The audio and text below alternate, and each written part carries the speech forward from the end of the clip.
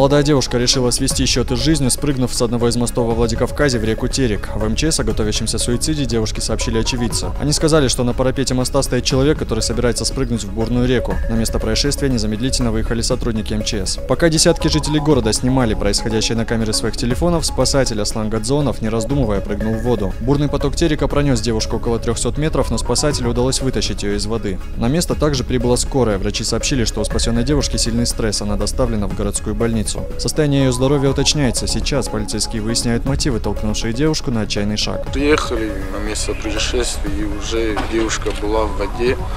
У нас выбора не оставалось. Наша цель — спасать людей. И уже начали меры принимать к спасению человека. Запрыгнули в воду и вытащили ее. Спустя 5 лет Высший совет Остин вновь провел отчетно-выборную конференцию Затеречного районного отделения. Мероприятие прошло в актовом зале горно-металлургического техникума. На повестке дня отчет Совета по проведенным работам в период с апреля 2009 года. Основной вопрос – воспитание молодежи. Так была затронута тема алкоголизма и наркомании. На учете в медицинских учреждениях с диагнозом хронический алкоголизм на сегодняшний день числится 368 человек. По словам специалистов, реальная цифра намного выше. Среди прочих тем – сохранение языка, культурное воспитание студентов и школьников, создание отдельного НХАШа для каждой из 2000 существующих фамилий. В СОГУ состоялась презентация выставки, посвященной столетнему юбилею начала Первой мировой войны. Она подготовлена совместными усилиями сотрудников архивной службы Северной Осетии. В экспозиции представлены уникальные документы, рассказывающие об участниках и героях Первой мировой войны, терских казаках и осетинах. Среди экспонатов и много редких фотографий 20-го столетия, каждая из которых хранит свою маленькую историю. Стоит отметить, что проект реализуется в рамках исполнения майских указов президента России. Я хочу сказать, что эту выставку и вообще вот этот материал в наших архивных фондах впервые мы исследовали вместе с нашими сотрудниками, научными работниками. Мы работали над ней больше года. Могу сказать, что вот такого потрясения, редко кто испытывал от объема удивительного документа.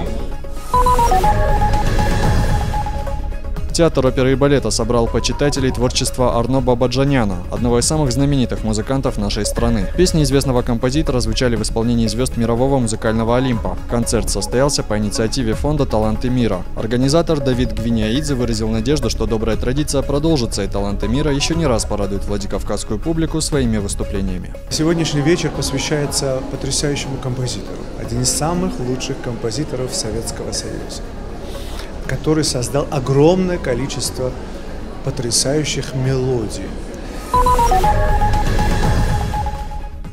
В Республиканской библиотеке прошел образовательный семинар в рамках проекта «Я дома». Психолог Давид Тотров рассказал, как создать эффективный социальный проект с нуля. Самое главное – без стартового капитала и поддержки. «Я дома» – это среда, созданная для людей, имеющих стремление и необходимость к личностному, культурному, интеллектуальному развитию. Несмотря на высокий уровень образования нашего народа, это достаточно проблемная зона. Семинар, который называется «Создание социального проекта с нуля без средств и поддержки».